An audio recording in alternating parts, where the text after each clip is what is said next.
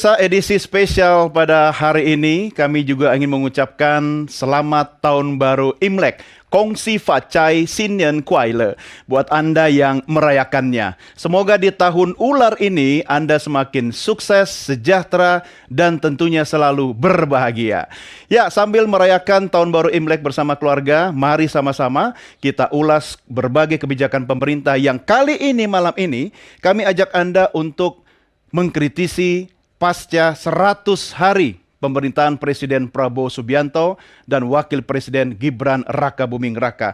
Pemirsa, bagaimana sebenarnya prestasi kinerja Kabinet Merah Putih setelah 100 hari? Bagaimana dengan program seperti makan bergizi gratis, kemudian upah minimum yang dinaikkan menjadi 6,5%, termasuk soal pemeriksaan kesehatan bagi masyarakat yang akan diberikan sebagai hadiah ulang tahun bagi seluruh warga Indonesia. Ini yang nanti akan kita coba kupas, kita dalami, dan tentunya kita mendapatkan berbagai masukan dari para narasumber yang menjadi panelis dalam program Merah Putih edisi spesial malam hari ini. Bersama saya, Doni De Keizer. Saya kenalkan narasumber kita yang sudah hadir di studio. Di sebelah kanan saya, seorang ekonom dan pakar kebijakan publik, sudah tidak asing lagi, Ahmad Nur Hidayat. Pak Ainha, apa kabar? Sehat? Sehat. Tos dulu. Mantap. Oke, mantap. Kan tahun baru Imlek, tahun ular ini katanya. Kongsi. Oke, terima kasih Pak Ena sudah bersama kami. Kemudian di sebelah kiri saya, seorang peneliti dari Indikator Politik, Bawono Kumoro. Mas Bawono, apa kabar? Malam, kabar baik. Sehat? Sehat. Tos juga. Oke, banyak bawaannya data soalnya. Terima kasih Mas Bawono sudah bersama kami. Dan di ujung sebelah kanan, ini adalah narasumber kita yang merupakan analis dari Drone Emprit, Slovenia, Istiani Mandala. Mbak Ove, apa kabar? Baik, Mas Doni, Sehat. apa kabar? Sehat. Salam sukses. Sukses Ya, selalu. tos juga deh. Oke. Biar adil. Ya, dan pemirsa, tentunya agar diskusi kita lebih lengkap, kami hadirkan wakil dari pemerintah. Kali ini juru bicara dari Kantor Komunikasi Kepresidenan, Prita Laura, yang kami hadirkan melalui sambungan Zoom. Mbak Prita, apa kabar? Halo, apa kabar Mas Doni? Apa kabar juga Mbak Ovi dan juga Mas Ahmad dan Mas Bawono ya, dan juga para pemirsa dari TV Nusantara TV ini. Ada mantan bos saya ada di sini nih. Asik. Oke, terima kasih Mbak Prita. Dan gosip Facai. Ya, siap. Malam ini kita akan diskusi bareng-bareng, tapi sebelumnya mari kita simak sama-sama tayangan yang berikut ini.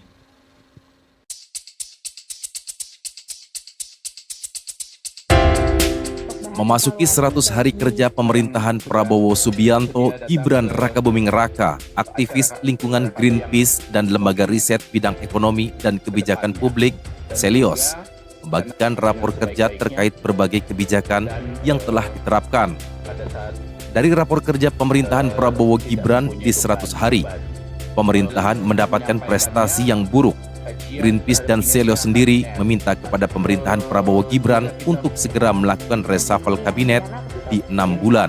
Beberapa menterinya Pak Jokowi mendapatkan catatan yang negatif ya di era pemerintahan Prabowo Gibran ini.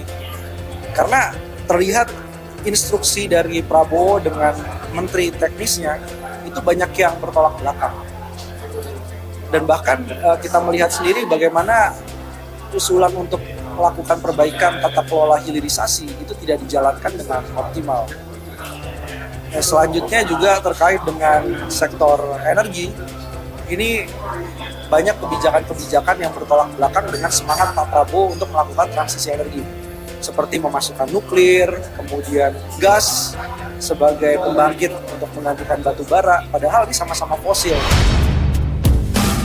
Sedangkan Presiden Prabowo mengapresiasi para menterinya dalam rapat kabinet 22 Januari lalu. Prabowo menyatakan kabinet Merah Putih cukup kompak. Saudara-saudara sekalian, saya merasakan dan saya menilai kabinet kita sekarang bekerja sebagai satu tim. Saya merasakan ada suatu kekompakan, suatu kerjasama yang baik. Di sana sini tentunya masih harus kita perbaiki, wajar. Banyak pekerjaan rumah pemerintah yang perlu dibenahi khususnya program-program unggulan seperti makan bergizi gratis dan juga cek kesehatan gratis. Pada akhirnya, wargalah yang akan menilai. Tim Liputan Nusantara TV melaporkan. Iya, ada yang mengapresiasi, tapi ada juga yang minta segera reshuffle kabinet. Saya minta komentarnya Mbak Prita dulu, bagaimana Anda merespons hasil penilaian masyarakat itu, Mbak Prita? Ya, terima kasih Mas Denny. Kalau kita melihat dari beberapa hasil survei yang ada, kita selalu mencermati hasil survei itu sebagai sebuah cermin. Cermin mengenai bagaimana kinerja dari pemerintahan. Cermin yang angle-nya kritis, semua itu menjadi satu cermin bagi kita. Kita melihat ada hasil survei dari Kompas yang kemudian tingkat kepercayaan dan kepuasan masyarakat ini tinggi. Kita mengapresiasi kepercayaan masyarakat yang tinggi ini, dan ini menjadi satu penyemangat buat kita, karena ini artinya arah kebijakan pemerintah di Presiden Prabowo dan Wapres Gibran ini sudah sesuai dengan arahnya. Arah dalam arti apa? Arah sesuai dengan kebutuhan masyarakat dan kemudian bisa menjadi fondasi untuk pembangunan menuju Indonesia emas. Nah, di sisi lain kemudian kita juga melihat ada juga dari teman-teman indikator, itu juga menjadi satu cermin bagi kita apa hal-hal yang kemudian diketahui masyarakat, diapresiasi, dan apa yang kemudian poinnya juga masih negatif. Kemudian juga dari Denny JA, semua itu kita lihat ya, Denny JA kita lihat ada beberapa hal juga yang perlu disoroti di sana, seperti hal-hal juga skor-skor yang masih negatif. Namun kita melihat juga dari survei Denny JA mengatakan bahwa mayoritas merespon positif. Namun juga ada survei-survei yang angle-nya ini kritis, seperti tadi disampaikan oleh Celios. Semua ini menjadi bagian dari refleksi kami, cermin kami untuk melihat kinerja seperti apa ke depan yang harus kami lakukan. Karena kalau kita memakai analogi sepak bola nih ya Mas ya, kita pemerintah ini kan baru 3 bulan. 3 bulan artinya kalau dalam satu pemerintahan presiden 5 tahun itu artinya ada 60 bulan. Yang artinya 3 bulan ini baru 5% ya. Kalau kita pakai analogi sepak bola, permainan sepak bola ini 90 menit. Saat ini baru 5 menit pertama. Di 5 menit pertama belum seluruh pemain ini bermain secara maksimal. Kemudian di 5 menit pertama ini kita bersyukur bahwa sudah ada gol-gol awal yang kemudian membuat penonton tetap duduk di bangkunya dan kemudian memberikan support. Itu yang kami artikan. Namun tentunya masih banyak ini baru 5 menit pertama, masih banyak permainan-permainan ke depan yang memang kita membutuhkan sebuah kerjasama bersama agar gol-gol lain bisa tercipta. Yang terlebih utama adalah gol yang paling besar, yaitu menuju Indonesia Emas 2045. Artinya dengan kesebelasan nasional yang dipimpin oleh Coach Prabowo Subianto ini, pemerintah sudah cukup puas atau masih gimana Mbak Prita? Dikatakan puas, tidak bisa dikatakan puas. Lagi-lagi ini kalau kita pakai logika permainan bola, ini baru 5 menit pertama. Tidak bisa dikatakan puas sampai kemudian pertandingan selesai. Oke, masih panjang waktunya. Saya ke Mas Bawono dulu. Kita coba lihat data-data. Saya juga sudah baca hasil riset Anda yang lumayan panjang, Mas Bawono. 79, hampir 80% ya, puas dengan kinerja Prabowo Subianto. Catatan Anda? Ya, Mas Doni, memang jadi kita baru saja merilis hasil survei yang kita lakukan pada 16 Januari kemarin ya, selama beberapa hari terhadap 1.220 responden se-Indonesia yang sudah memiliki hak pilih atau sudah berusia 17 tahun atau sudah menikah gitu ya. Ini survei yang rutin kita lakukan sejak dulu zaman Pak SBY, periode pertama, kemudian periode kedua Pak SBY, periode pertama Pak Jokowi, periode kedua Pak Jokowi, hingga sekarang periode Pak Prabowo gitu ya. Jadi kita memiliki data tren survei yang panjang gitu ya. Jadi memang kalau kita lihat ada hal yang membedakan antara 100 harinya Pak Prabowo dengan 100 harinya Pak Jokowi ketika baru menjabat di 2014 lalu. Ketika itu Pak Jokowi itu di 100 hari approval ratingnya kurang lebih berkisar di bawah 55% ya. Sementara Pak Prabowo sekarang angkanya 79,3% kalau menurut temuan survei kami. Wow. Jadi ada perbedaan yang cukup mencolok. Nah, kalau kita lihat data tren survei dibandingkan dengan data inflasi dari BI year on year gitu ya, kita bandingkan, memang selalu ada korelasinya. Jadi kalau data inflasi itu tinggi, maka approval rating seorang presiden, siapapun presidennya akan tertekan. Nah, kita ingat dulu di Jadi kuncinya jaga inflasi aja ya. betul, jaga perekonomian ya. Jadi kita ingat ketika periode pertama Pak Jokowi belum lama menikmati masa bulan madu dengan publik, Pak Jokowi itu langsung mencabut subsidi BBM. Iya. Dan itu tentu saja menaikkan angka inflasi dan menekan approval rating beliau. Nggak gitu ya. populer ya. Nah, yang umum dikatakan orang sebagai kebijakan yang tidak populis. Sementara kalau kita lihat Pak Prabowo dalam 100 hari ini kelihatan betul menjaga untuk tidak mengeluarkan kebijakan yang cenderung tidak populis. Oke, tahan dulu di situ karena hasil survei Anda itu yang terkini dibanding lembaga survei lain ya, yang memang ada juga tren negatif. Saya mau kaitkan juga dengan Mbak Ovet soal apa yang populer di masyarakat kalau bicara 100 hari pemerintahan atau kabinet merah putih. Bagaimana respon publik melalui media sosial khususnya? Baik, setelah kami melakukan pemantauan kurang lebih 1 minggu terakhir, mengapa? Karena memang narasi-narasi soal 100 hari pemerintahan Prabowo ini sudah mulai dibahas di publik gitu. Jadi masyarakat secara tidak langsung sudah merangkum apa-apa saja yang sekiranya menjadi evaluasi bagi pemerintah. Untuk di media sosial sendiri ada sentimen positifnya hanya mencapai 20%, kemudian negatifnya 78% dan netralnya 2%. Ini berbanding terbalik Kebalik dengan framing yang ada di media online. Di sini media online cukup tinggi, yaitu sentimen positifnya 93%, negatifnya hanya 1% dan juga netralnya 7%. Tentu yang menjadi concern masyarakat mengapa kemudian sentimen negatifnya cukup tinggi ini adalah permasalahan soal kenaikan PPN 12%. Itu yang menjadi isu yang kami lihat itu isu yang cukup stagnan karena setiap ada permasalahan masyarakat selalu menarik ke arah PPN 12% dan kemudian soal kabinet besar. Jadi jumlah kementerian yang semakin banyak dan juga menteri, kemudian kontroversi para menterinya yang sudah pernah menjadi bahan diskusi di awal pemerintahan Prabowo. Iya, saya agak tergelitik tadi waktu Mbak Ove bilang kabinet besar, besarnya lihat ke saya. Padahal saya bukan anggota kabinet. Ya, oke, Pak ANH, catatan Anda terkait dengan berbagai data yang disampaikan tadi. Apa yang Anda lihat sebenarnya pemerintah kita ini sudah berjalan di arah yang benar, ya, apresiasi oke ada, tapi kritik tajam sampai reshuffle juga ada. Saya kira kita harus ucapkan terima kasih dan selamat kepada pemerintah, Mbak Prita ya, karena 70,9% itu angka yang tinggi menurut indikator. Iya. Kompas 80%. Iya. Ngalahin Pak Jokowi di pertama mengalahkan kabinetnya Pak kan? Jokowi dan bahkan juga mengalahkan pemerintahan-pemerintahan sebelumnya saya kira. Mungkin kita tanya datanya. Kenapa ini terjadi? Sebenarnya sederhana penjelasannya menurut kami. Survei itu dilakukan karena program-program pemerintah yang populis itu dilakukan dalam waktu yang singkat dan kelihatan begitu banyak dan deras publikasinya. Memang difokuskan di 100 hari pertama ya? MBG misalkan, itu kan populis sekali. Kemudian berlangsung, kemudian walaupun ini masih sampel ya, tetapi pemberitaannya kan begitu masif. Seluruh kabinet kan juga membagi-bagi datang ke sekolah-sekolah itu. Nah itu yang membuat kemudian penerimaan orang yang disurvei terutama itu jadi tinggi. Saya kira satu sisi ini adalah satu capaian, tetapi sisi yang lain adalah ini satu alert. Hati-hati loh, ketika Anda melakukan kebijakan yang tidak populis, ini bisa jatuh. Dan saya kira ke depan tantangan ekonomi itu akan memaksa pemerintah nanti mengeluarkan kebijakan yang tidak populis. Misalkan subsidi energi kita terus membesar, subsidi gas, subsidi listrik, kemudian pajak kendaraan juga sudah mulai naik, jalan tol juga naik, tetapi nanti akan lebih naik lagi.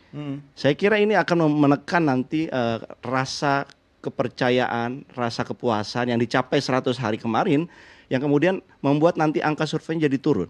Nah saya kira ini yang perlu diantisipasi oleh pemerintah, terutama dalam hal ini adalah kinerja kementerian. Tadi Mbak Prita sampaikan bahwa ini baru 5%. Belum semua menteri menunjukkan taring kinerjanya. Bahkan baru hanya menteri-menteri sedikit saja gitu yang tampil. Bahkan saya katakan jangan-jangan ketika tampil semua malah menunjukkan kinerja yang sebaliknya.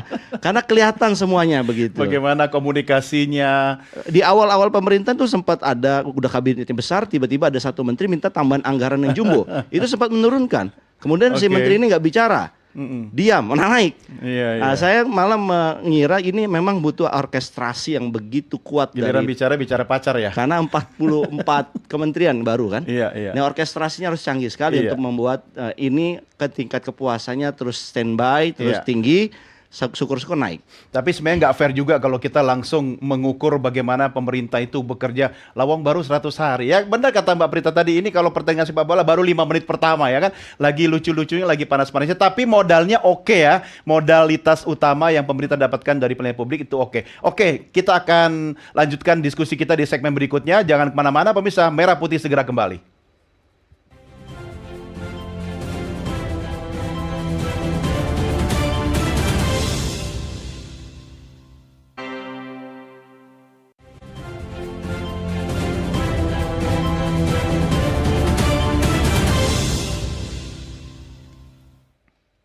Terima kasih pemirsa masih tetap setia bersama kami Merah Putih hanya di Nusantara TV. Saya Doni The Geyser. Kami ajak Anda untuk mengkritisi berbagai kebijakan pemerintah, khususnya 100 hari Kabinet Merah Putih bekerja. Ya, tadi banyak masukan yang sebenarnya kalau kita catat, saya mengutip kata Pak ANH tadi, ini pujian tapi sekaligus harus dijadikan alert ya, peringatan ya. Mbak Prita, kalau ini dijadikan sebagai sebuah peringatan, bagaimana pemerintah harusnya merespons, jangan sampai nanti angka-angka yang cukup baik ini, kemudian di tengah perjalanan mungkin 10-20 menit pertandingan berikutnya, bisa berubah angka-angka ini, Mbak Prita. Ya, betul sekali. Saya sepakat apa yang tadi Mas Ahmad sampaikan. Begitu kami melihat angka ini, di satu sisi kita senang, kami di kantor komunikasi kepresidenan, tapi di satu sisi deg-degan. Karena kami juga berbincang dengan teman-teman awal ya, awal dari survei ini kan dari teman-teman Kompas ya, kami berbincang. Ini pernah kejadian nggak setinggi ini sebelumnya? Belum pernah. Bisa jadi lebih tinggi lagi nggak? Mereka sampaikan bahwa ini nih Mbak, ini udah belum pernah kejadian, jadi kita nggak tahu bisa lebih tinggi lagi atau tidak.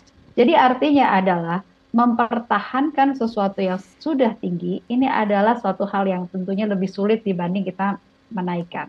Dan mengelola ekspektasi ini menjadi sebuah tantangan yang tentunya ini menjadi alarm bagi kita. Saya sepakat dengan apa yang tadi Mas sampaikan, kami juga menyebutnya, Pak Hasan Nasbi, Kepala Kantor Komunikasi Kepresidenan juga menyebutkan di media bahwa ini adalah alarm buat kami untuk bekerja dengan sungguh-sungguh untuk mengelola ekspektasi masyarakat yang ada. Nah, bicara mengenai bagaimana caranya, sebenarnya salah satu problem yang sangat mendasar daripada tata cara pemerintahan kita adalah masalah silo antar kementerian lembaga, dan itu menjadi bottlenecking, jadi sebuah sumbatan. Saya dulu berada di kantor staf presiden dan mengurusi bagaimana di masa pemerintahan Pak Jokowi begitu ya, bagaimana program-program prioritas dan isu strategis presiden ini terhambat hanya karena masalah-masalah silo kementerian lembaga. Hal ini kami melihat dalam 3 bulan pertama pemerintahan Bapak Prabowo dan juga Mas Gibran di sini, ada silo-silo yang terurai dengan lebih cepat. Begitu, karena memang ada keguyupan, ada kerjasama yang erat, ada di dalam Menteri Kabinet Merah Putih ini ada sebuah kekompakan dan komunikasi yang erat yang dilakukan. Hal ini kami rasakan terjadi, dan kami melihat tentunya ini tidak terlepas dari bagaimana team building ini dilakukan di proses di Magelang di awal pemerintahan dilakukan. Dan hal ini pun juga akan diteruskan sampai ke daerah, di mana kepala daerah juga akan dikumpulkan. Nah, hal-hal seperti ini yang kemudian kami harapkan bisa mengisi ruang-ruang yang harus diisi dari memenuhi ekspektasi masyarakat. Salah satu contoh yang saya rasakan sendiri contohnya, untuk program makan bergizi gratis. Tentunya kita tahu ada tupoksi dari masing-masing kementerian lembaga di dalam program tersebut. Namun kami pada saat kemudian kami melakukan launching dan mengecek berbagai program makan bergizi gratis ini, saya pergi ke Ciracas. Ciracas ini bersama dengan Prof. Otto yang merupakan Wakil Menteri Koordinator Hukum HAM. Artinya adalah tidak sesuai dengan tupoksinya, tapi beliau juga datang untuk kemudian memastikan dan melihat. Jadi ada sebuah kegotong royongan yang dilakukan. Dan juga beberapa menteri yang lain juga melakukan hal yang sama. Ada menteri-menteri BKKBN dan kemudian PPPA yang kemudian sebelum kemudian dikomunikasikan mereka secara aktif, mereka datang dan melihat apa yang bisa kami lakukan di program ini. Hal ini yang secara pribadi bisa saya sampaikan bahwa itu yang kami rasakan dalam 3 bulan ke belakang ini, yang kami harapkan bisa menjadi sebuah angin segar untuk kemudian mewujudkan ekspektasi masyarakat. Oke, ya ini yang harus dijaga. Artinya dengan strategi komunikasi publik pemerintah, apapun nanti hasil angka-angkanya itu harus dijaga komunikasi publik ke masyarakat. Oke, saya ke Mbak Ove, tapi sebelumnya kita sudah siapkan juga pendapat masyarakat terkait dengan topik bahasan kita malam ini. Kita lihat dulu sama-sama tayangannya berikut ini. Pemerintahan Pak Prabowo 100 hari ya, di bidang sosial rasanya sih sudah banyak yang bisa kita lihat ya, seperti program makanan bergizi untuk anak Indonesia.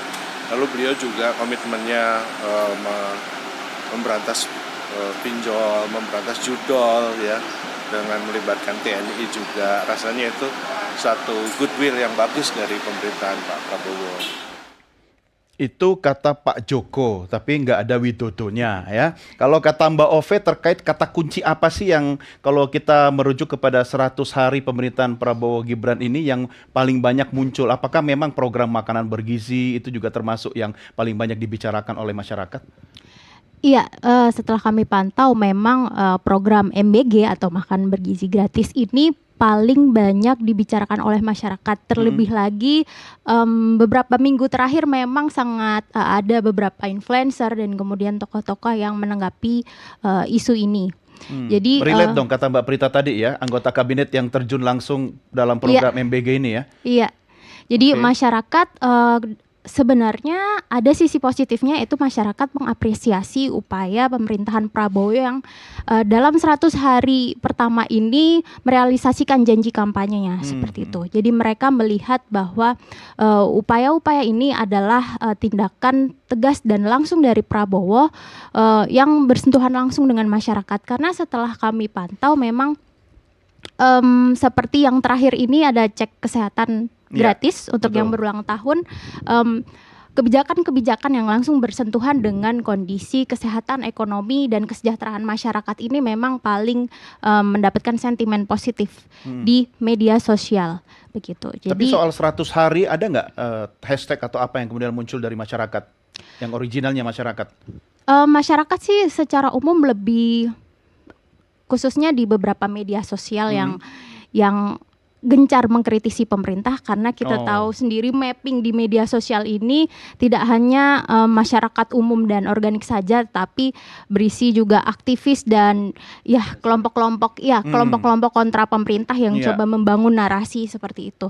Sejauh ini belum ada dan kemungkinan terjadi mungkin malam ini ya. Akan ramai menaikkan hashtag dan memantau 100 hari pemerintahan Prabowo seperti itu. Oke, ya sebenarnya kalau bicara 100 hari itu juga saya nggak tahu itu dari mana ya. Tapi Mas Bawono, yang tadi Pak Aina katakan itu soal makanan bergizi gratis juga relate dengan hasil surveinya Mbak Ove itu, ternyata data yang saya baca dari riset Anda, program MBG itu hanya 5,7% ya. Benar nggak sih? Kita juga menanyakan soal program makan bergizi gratis ya. Jadi kita menanyakan beberapa hal. Yang pertama, tingkat awareness publik ya terhadap program makan bergizi gratis. Itu ada 91,3% yang awareness-nya. tahu. Dan kalau kita tanyakan apakah Bapak Ibu setuju, sangat setuju ya, mengukur ke tingkat kesetujuan terhadap program tersebut itu ada di angka 87,1. Oh, tinggi dong. Gitu, tinggi. Lah ini yang 5,7% ini maksudnya jadi apa? Memang program makan bergizi gratis ini memang sebagai program, nampaknya sebagai strategi dari pemerintahan Pak Prabowo dan Mas Gibran ini untuk menjaga approval rating di angka yang baik pada 100 hari pertama. Tapi sebenarnya survei kita juga menemukan ada alarm yang harus diperhatikan oleh Pak Prabowo dan kabinetnya, itu soal-soal ekonomi gitu ya, Mas Doni ya. Jadi kita menanyakan beberapa hal yang spesifik soal ekonomi. Misalnya, kita minta publik juga dalam survei ini mengevaluasi, membandingkan bagaimana kondisi ekonomi rumah tangga mereka saat ini dibandingkan tahun lalu. Nah, kalau dibandingkan dengan tahun lalu, sebagian besar ada 44,7% mayoritas gitu ya, yang mengatakan tidak ada perubahan kondisi ekonomi rumah tangga mereka saat ini dibandingkan tahun lalu. Dan kita juga nanyakan ke hal-hal yang spesifik, misalnya soal pendapatan gitu ya, soal apakah Bapak Ibu memiliki tabungan gitu kan. Ini kan juga hal-hal yang penting gitu ya dalam hal aspek ekonomi rumah tangga gitu ya. Dalam hal soal pendapatan misalnya dibandingkan tahun lalu juga mayoritas mengatakan cenderung sama saja. Nah, ini kan artinya ada alarm, ada stimulus yang mungkin belum dirasakan dari kebijakan-kebijakan ekonomi Pak Prabowo. Nah, ini tentu harus menjadi perhatian di 100 hari pertama ini agar di periode tahun berikutnya gitu ya, itu angkanya lebih positif. Artinya penilaian ekonominya lebih positif. Bukan berarti penilaian sekarang negatif, tapi berada dalam kondisi yang tidak terlalu istimewa evaluasi dari publiknya. Cenderung berada dalam penilaian yang biasa saja. Oke, gitu. itu dari aspek ekonomi. Ya. Nah, itu alarmnya tadi. Pak ANH sebenarnya kalau bicara program populis atau tidak, tepat sasaran atau tidak, itu yang lebih penting. Anda melihatnya ini hanya untuk menjaga kepercayaan publik dulu di awal masa pemerintahan Kabinet Merah Putih, kemudian nanti urusan tepat sasaran atau tidak itu sambil jalan, seperti apa kira-kira? Ya, saya kira betul ya analisis Kang Dika ini kayak pengamat. Tapi jangan ganti profesi ya, nanti saya nganggur. Iya, bahaya. Kalau dilihat dari sasaran atau tidak, tepat sasaran atau tidak, sebetulnya banyak yang bisa dikritisi. MBG itu tidak dikatakan dia berasal universal. Dan di uji coba ini ternyata lebih banyak ke sekolah-sekolah yang tanda kutip bukan sekolah-sekolah yang berada di lingkungan miskin. Bahkan teman saya sekolah swasta mendapatkan, mereka sebetulnya sudah tidak layak mendapatkan MBG, tapi mereka dapat. Artinya, tapi kan asas pemerataan dan betul, hak semua ke depan orang akan seperti itu. Hanya dananya saja baru ada 71 triliun ya. Saya ingin nambahkan 2 poin. Pertama, kalau dari data survei dan data sosial media itu sebetulnya agak kontras. Tadi disebutkan betul. Kelompok sosial media 20% menyatakan hanya puas 20%. Sementara di survei 1.200 responden tinggi sekali. Kenapa itu bisa terjadi? Sebenarnya sederhana. Yang sosial media ini adalah kelompok menengah. Dalam 100 hari pertama Pak Prabowo, kelompok menengah ini belum disentuh, Mas. Kelompok menengah ini apa? Mereka yang tidak kategori miskin, tetapi juga tidak bisa dibilang kaya. Mereka dikenakan beban transportasi, mereka kemudian dikenakan biaya yang naik di pasar-pasar, dan ini belum ada program pemerintah yang menyentuh situ. Belum ya? Belum ada. Artinya apakah tahun ini itu tepat atau baru tahun depan? Iya, saya kira ini harusnya sih merata ya, secepatnya kelompok menengah ini. Karena tapi ini nanti angkanya bisa jeglek dong. Basis dari pendapatan ekonomi negara sebetulnya dari kelas menengah kelas ini. Menengah, betul. Pajak diambil dari sini. Nah, itu bisa kemudian dilakukan satu perubahan. Jadi yang awalnya mungkin populis di kalangan bawah, MBG juga bisa dikatakan kalangan bawah, pembebasan utang UMKM juga kalangan bawah. Sementara kalangan pajak hampir kena PPN 12%, hampir. Kalau tidak ada orkestrasi dari Pak Presiden di detik-detik terakhir. Nah, ini juga saya ingin katakan buat ke Mbak Prita, hati-hati. Karena ada juga kementerian-kementerian ya yang nggak mengerti visinya Pak Prabowo sampai akhirnya Pak Prabowo melakukan intervensi terakhir. Salah satunya PPN, yang kedua adalah masalah pasir laut. Kita tahu juga ini ada intervensi dari Pak Prabowo. Kementeriannya agak lambat, Pak Prabowo memerintahkan instrumen yang lain untuk dibongkar. Ini kan satu hal sebetulnya, kalau menterinya sudah visi misi sesuai dengan Mbak Prita katakan tadi sudah di retreat di Bukit Tidar, harusnya tidak ada lagi kayak begini. Tetapi kan Pak Prabowo tanda kutip ya orkestrasinya strong, kemudian menunjukkan keberpihakannya, menterinya kalang kabut. Mungkin lagi proses belajar. Saya kira ke depan harusnya nggak kayak begitu. Menteri itu udah sadar. Yang tidak sadar, yang tidak sesuai dengan visi misi, saya kira bagus untuk dipertimbangkan di reshuffle. Oke, saya masih punya juga banyak pendapat masyarakat ya. Nanti biar Mbak Prita sekalian akan komentari. Tapi kita lihat dulu sama-sama apa kata masyarakat berikut ini. Misal pajak itu kan naik. Tapi untuk pemerataan pembangunan dan lain sebagainya, terutama untuk daerah pedesaan, sepertinya belum begitu maksimal. Artinya kurang agak sedikit balance ya. Pajak naik cuma untuk misalnya seperti jalan raya, terus lampu jalan di daerah pedesaan itu masih banyak yang belum itu maksimal ada. Ya, ini suara masyarakat, tapi tentu Mbak Prita tidak perlu mengomentari secara teknis langsung ya. Paling tidak komunikasinya kepada kementerian dan lembaga terkait itu bisa nyampe. Menanggapi juga apa yang disampaikan Pak Ahmad Nur Hidayat tadi, Mbak Prita, apa yang bisa Anda sampaikan? Iya, bicara mengenai kelas menengah, memang di dalam survei kelas menengah ini adalah selalu gambaran di Indonesia begitu ya. Dari kami bicara dengan banyak teman-teman yang melakukan survei, masyarakat yang berpendidikan semakin tinggi akan semakin kritis. Kemudian masyarakat yang bertingkat keekonomiannya lebih tinggi akan semakin kritis. Jadi ini bagian masyarakat yang justru kami apresiasi tadi menjadi satu cermin kritis. Di sisi lain, bicara mengenai apakah kebijakan sudah menyasar kepada masyarakat kelas menengah, kita tahu pada saat isu PPN tersebut pemerintah menyampaikan bahwa ada paket kebijakan ekonomi di mana di sana Pak Menko Perekonomian Pak Erlangga menyampaikan beberapa paket kebijakan ekonomi, kemudian seperti contohnya ada subsidi energi, subsidi listrik, kemudian kartu Indonesia Pintar dan banyak hal lain yang disebutkan satu persatu. Nah, paket kebijakan ekonomi ini tetap ada, tidak dibatalkan.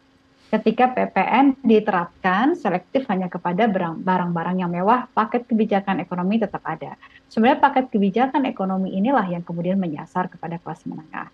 Jika kemudian dikatakan belum dirasakan oleh masyarakat, tentunya lagi-lagi saya sampaikan ini baru 5 menit pertama pertandingan. Ya, mohon kami diberikan kepercayaan untuk bisa bekerja dan juga memanfaatkan kepercayaan dari masyarakat yang ada, karena kami melihat bahwa contohnya seperti ini, makan bergizi gratis. Bagaimana masyarakat pengetahuan terhadap makan bergizi gratis ini menimbulkan sebuah semangat begitu ya kepada para pelaku di lapangan SPPG untuk memberikan makanan dan juga memberikan yang terbaik. Karena apa? Jika kemudian ada masalah, mereka kemudian akan cepat viral karena masyarakat pengetahuannya banyak, sangat paham mengenai hal ini. Jadi hal ini menjadi satu hal yang baik justru karena menjaga kehati-hatian dari seluruh unsur yang terlibat di dalam program-program presiden tersebut. Termasuk juga tadi dikatakan beberapa menteri tadi, jika kemudian netizen kritis, maka kemudian akan menjadi perhatian dan kemudian ini akan menjadi satu hal yang menjadi pagar-pagar ya dari para pengambil kebijakan itu sendiri. Oke, Pak Ahmad nggak sabaran sih, baru 5 menit pertama. Yang disampaikan Bu Prita itu kita harus sikapi dengan tanda kutip ya. Apa itu? Hati-hati karena tadi disebutkan MBG, SPPG, ya. Sebetulnya ini menurut saya program ini tidak Pareto. Pareto itu artinya tidak boleh ada yang dirugikan meskipun ada satu orang yang mendapatkan manfaat. MBG ini ada yang dirugikan dan belum diadres. Siapa itu? Para pemilik kantin sekolah. Kita bisa hitung berapa ribu orang itu seluruh Indonesia. Mereka akan hilang, mereka akan mati. Terus mereka berusahanya bagaimana? Nah ini saya belum mendengarkan mengadres isu ini. Jadi program MBG ini baik untuk masyarakat, tetapi dia merugikan masyarakat yang lain. Kalau dibuat dalam policy namanya zero game. Public policy dibilang nggak begitu. Harusnya bukan zero game meskipun ada satu kelompok saja yang manfaat. Tetapi secara overall harusnya surplus benefit. Ya. Nah, saya kira dilibatkan dong dalam program ini. Betul. Nah, ini kan SPG konsepnya ini belum dilibatkan. Mereka ini masih dipinggirkan. Mereka dianggap ya ini konsekuensi dari satu kebijakan. Belum mungkin karena ini permainan baru. Mudah-mudahan belum. Tapi saya lihat desainnya adalah ini sentralisasi untuk 3.000 orang. Tidak melibatkan komunitas di sekolah. Padahal sebenarnya kalau ini melibatkan komunitas sekolah seperti di luar negeri, pemberian makan gratis itu adalah kantin-kantin sekolah yang hidup. Pemerintah memberikan dananya ke sekolah, ke kantin-kantin itu, kemudian makanannya disesuaikan keinginan masyarakat. Kalau ini masih sentralisasi. Saya pernah berdiskusi juga dengan beberapa unsur dari kantor komunikasi presiden. Itu nanti akan ke situ. Cuma memang teknisnya seperti apa kita belum tahu. Nanti Mbak Prita juga boleh mau komentari. Tapi saya mau balik dulu ke Mas Bawono. Angka-angka yang lain tadi itu kan masih banyak sebenarnya. Tadi juga Mbak Ove sempat mengulik tentang Presiden Prabowo itu dianggap sebagai sosok yang tegas ya. Setahu saya angka dari Anda 18,9% itu presiden adalah sosok yang tegas, berwibawa dan berani. Itu mampu mendongkrak ya popularitas pemerintahan Kabinet Merah Putih. Komentar Anda? Ya memang ketegasan, kewibawaan gitu ya. Itu kan sudah lama melekat sebagai citra personal Pak Prabowo ya. Udah memang nempel di Pak Prabowo sejak dulu ya. Sejak dulu kali pertama berkontestasi di 2009 menjadi cawapresnya Bu Mega. Kemudian 2014 menghadapi Pak Jokowi, 2019 menghadapi Pak Jokowi, Itu kan kalau kita melakukan survei selalu saja kenapa Bapak Ibu misalnya kita tanyakan kepada pemilihnya Pak Prabowo, pemilih Pak Prabowo itu citra personalnya ketegasan gitu ya. Angka itu kewibawaan. stabil atau bertambah? Jadi kita tanyakan kepada orang yang merasa puas atau sangat puas dengan kinerja Pak Prabowo di 100 hari ini, apa alasan Bapak Ibu puas dan sangat puas gitu ya. Memang 18,9% mengatakan karena sosok ketegasan dan kewibawaan Pak Prabowo. Ada angkanya sebenarnya nggak terlalu berbeda jauh dengan alasan-alasan lain. Misalnya alasan yang kedua itu karena Pak Prabowo dianggap punya komitmen terhadap pemberantasan korupsi. Iya, betul. Ya, seperti yang 17,4%. Meskipun sebenarnya mungkin dalam aktualisasi di lapangan belum terlalu terlihat, tapi kan beberapa kali mungkin yang dinilai oleh publik adalah address statement gitu ya, yang disampaikan diadres oleh Pak Prabowo di publik, di media gitu ya, soal itu misalnya yang lebih mudah dilihat ya. Betul. Nah, dua alasan ini, kewibawaan dan komitmen terhadap pemberantasan korupsi, itu yang menjadi dua alasan terbesar bagi publik yang merasa puas dengan sangat puas terhadap kinerja Pak Prabowo. Ya, gitu. Oke, nanti soal pemberantasan korupsi saya bisa kena semprot produser saya kena korupsi waktu ya. Jadi kita rehat dulu, kita akan lanjutkan diskusi kita di segmen berikutnya. Pemirsa jangan kemana-mana, Merah Putih segera kembali sesaat lagi.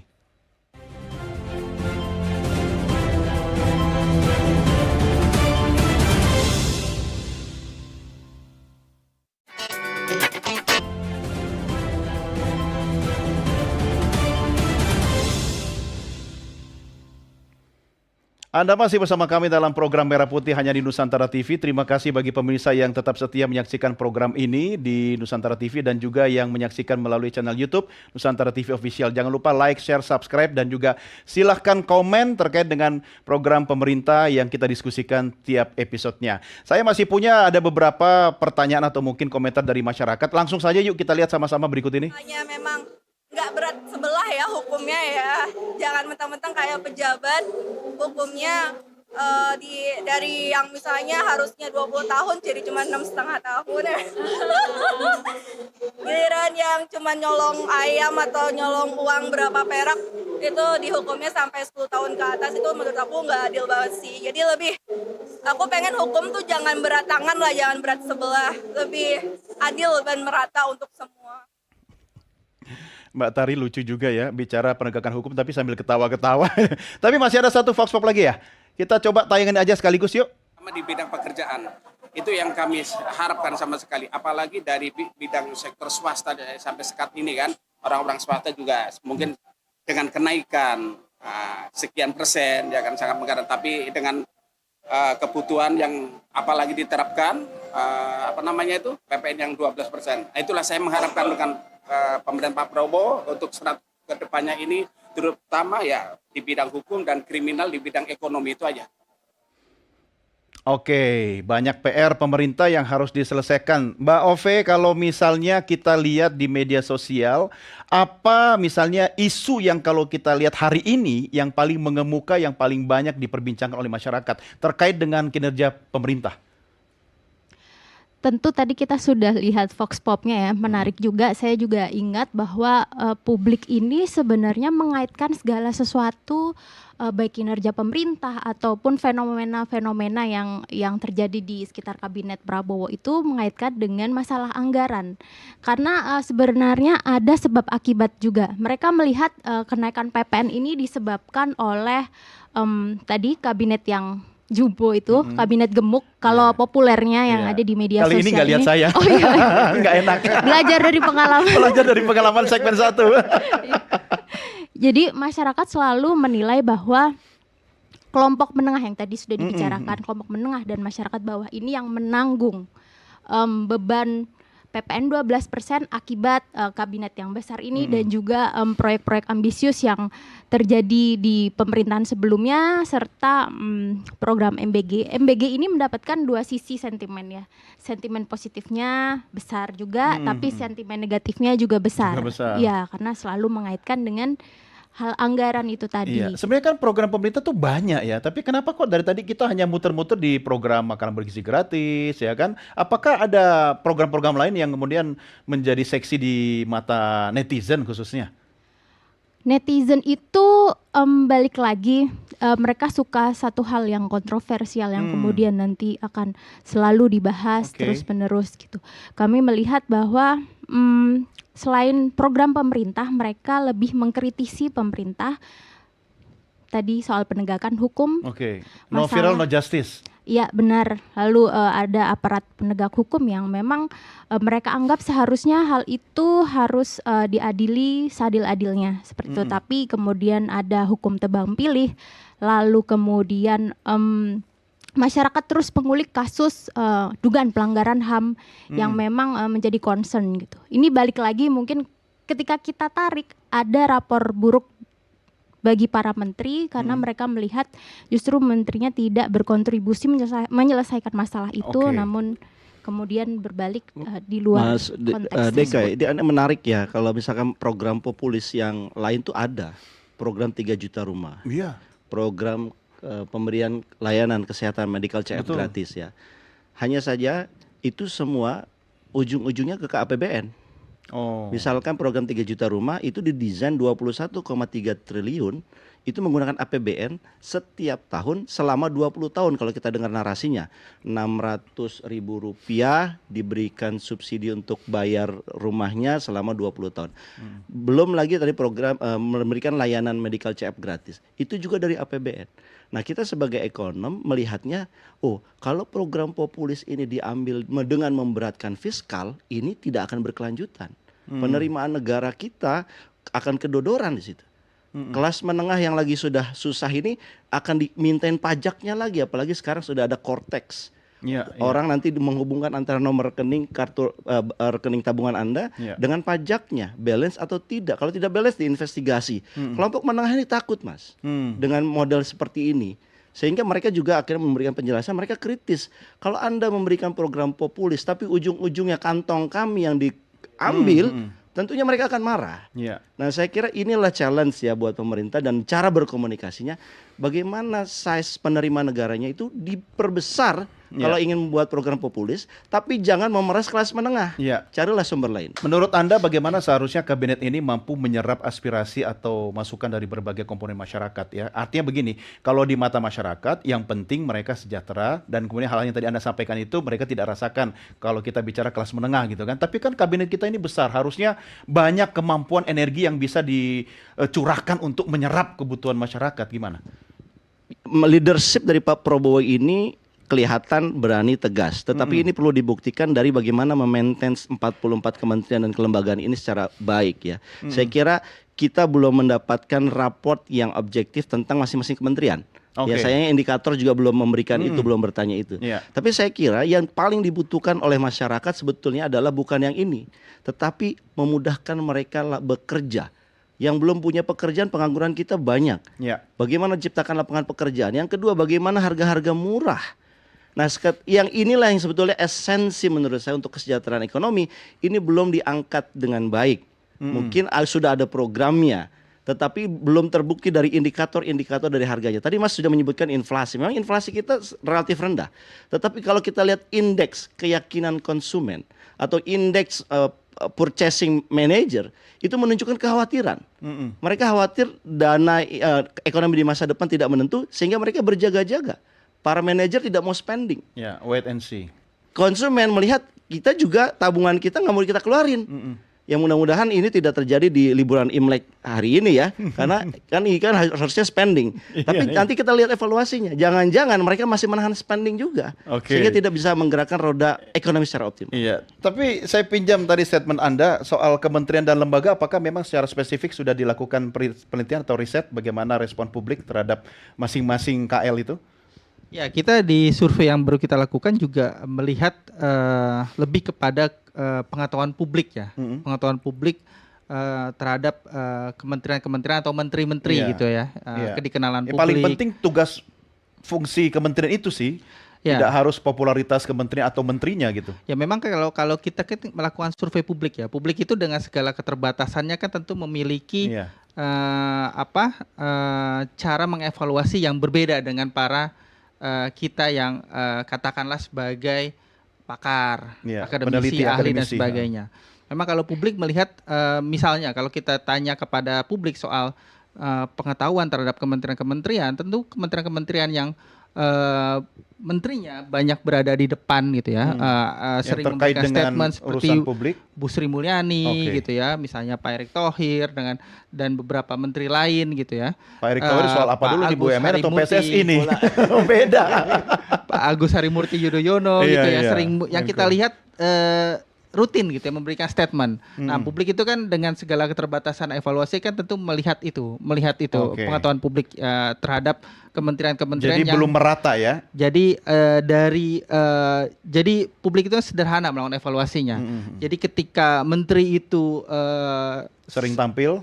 dan memberikan statement gitu ya, dan memaparkan apa yang menjadi program kerjanya gitu ya, itu katakanlah publik melihatnya sudah bekerja. Gitu Oke, ya. jadi menteri-menteri yang punya tim media sosial yang bagus, yang paling dikenal. Ada hashtag nggak, Mbak Ove? Misalnya tentang hashtag kementerian khusus atau tagar tentang menteri atau lembaga tertentu gitu, yang populer? Kami melihat trennya memang yang cukup aktif ini hashtag-hashtag soal Erick Thohir dan BUMN. Ini Bukan sudah PSSI ya? terjadi, bukan. Oke. Jadi sudah terjadi sejak masa pemerintahan Jokowi. Gitu. Oke. Dan 100 hari terakhir ini tagar BUMN ini masih berada di atas, Oh ya? jajaran teratas dalam topik 100 hari pemerintahan Prabowo. Menurut Anda itu orisinal atau diproduksi oleh tim? Saya nggak bilang tim apa ya, Oke.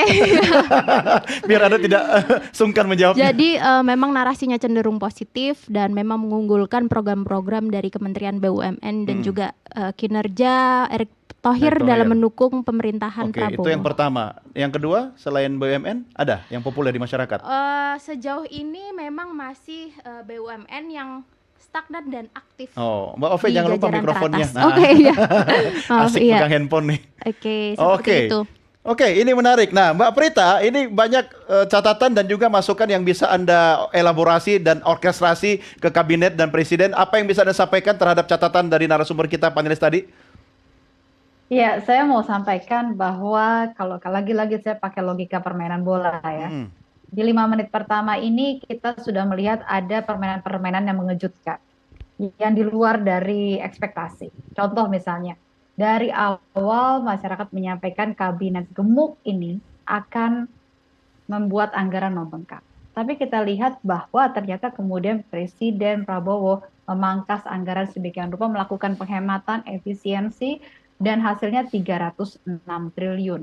Apakah ini penghematan-penghematan yang akan menghambat kinerja? Tidak. Karena penghematan ini dilakukan lewat dilihat betul begitu ya, mana program-program yang bisa menghasilkan sesuatu yang lebih produktif. Jadi bukanlah program-program yang kemudian bisa diartikan pemborosan. Contoh paling mudah, misalnya perjalanan dinas. Perjalanan dinas kami contohnya di kantor staf presiden, kami kalau perjalanan dinas ini sangat, atau sebelumnya kami di kantor staf presiden dan kemudian sekarang di kantor komunikasi kepresidenan, perjalanan dinas sangat sedikit orangnya yang pergi. Namun berbeda jika kemudian kementerian lembaga yang pergi. Ada begitu banyak yang pergi. Dan ini tentunya bicara mengenai efisiensi anggaran. Sebenarnya jika kemudian hal-hal tersebut ditertibkan, yang pergi benar-benar yang bekerja, bukan hanya sekedar mendampingi saja, hal ini bisa digunakan untuk hal-hal yang pro-growth, hal-hal yang akan memberikan sebuah pertumbuhan, hal-hal yang bisa produktif. Nah, permainan-permainan bola, permainan-permainan yang mengejutkan ini akan ada lagi ke depan, begitu ya. Jadi ini yang saya mengajak untuk kemudian melihat bahwa tadi dikatakan kabinet yang gemuk memang itu diperlukan karena kalau kita lihat program-programnya juga sangat besar dan diperlukan cepat untuk dikerjakan. Seperti logika bagaimana ketika kita membutuhkan misalnya di Nusantara TV, jika kemudian ingin diperluas lagi jaringannya dan kemudian siarannya diperbanyak lagi, tentunya akan membutuhkan orang-orang yang bisa mewujudkan hal tersebut. Hal-hal inilah orang yang banyak tapi tidak melebar, orang yang banyak yang ditujukan untuk kerja-kerja yang lebih terfokus. Nah, total tim football seperti inilah yang nanti kita harapkan bersama akan bisa disaksikan, dilihat oleh masyarakat dari Ya. kerja-kerja di pemerintahan Kabinet Merah Putih di bawah pimpinan Pak Prabowo dan juga Mas Gibran. Oke, gemuk nggak apa-apa, yang penting bugar dan lincah ya. Oke, Bapak Ibu, saya harus mengakhiri diskusi kita. Memang nggak mungkin membahas 100 hari Kabinet Merah Putih itu dalam program 1 jam ya. Tapi 30 detik masing-masing dari Anda, silakan kata kuncinya. Paling tidak prediksi Mas Bawono untuk beberapa bulan ke depan kalau Anda melakukan riset lagi, apa yang harus dijaga pemerintah? Ya, seperti saya sampaikan di awal tadi ya, Mas Doni ya, bahwa angka 79,3% itu angka yang luar biasa gitu ya, dibandingkan misalnya dengan periode pertama Pak Jokowi. Tapi alarm yang juga kita temukan di survei yang kami lakukan adalah evaluasi publik terhadap perekonomian itu tidak menggembirakan atau belum cukup menggembirakan. Itu kita lihat misalnya dari evaluasi kondisi rumah tangga mereka, kondisi ekonomi rumah tangga mereka tahun ini dibandingkan tahun lalu, gitu ya. Kondisi apakah Bapak Ibu memiliki tabungan rumah tangga atau tidak, gitu ya. Itu kan hal-hal yang mungkin terlihat tidak terlalu penting gitu. Tapi itu justru menjadi salah satu penentu bagaimana publik menilai atau memberikan penilaian terhadap kinerja ekonomi kabinet atau pemerintahan Pak Prabowo gitu ya. Jadi alarm yang harus menjadi perhatian bagi Pak Prabowo dengan kabinetnya di hari-hari berikutnya adalah bagaimana kemudian evaluasi publik di bidang perekonomian ini menjadi lebih positif dibandingkan Fokus hari ke ini. ekonominya ya. Betul. Oke, Mbak Ove, apa yang harus dilakukan oleh pemerintah khususnya kantor komunikasi kepresidenan untuk menjaga angka yang cukup baik ini di-maintain di media sosial biar masyarakat tetap percaya pada pemerintah? Tentu dengan mensosialisasikan ini gencar dan juga sosialisasinya ini bersifat tidak hanya ke media online atau pers saja gitu. Kita melihat karena di sini berdasarkan survei kami juga berdasarkan pengamatan kami bahwa memang di media online positif, tetapi masyarakat ini seperti yang sudah disampaikan Mas Bawono memang masih concern sekali dengan masalah ekonomi.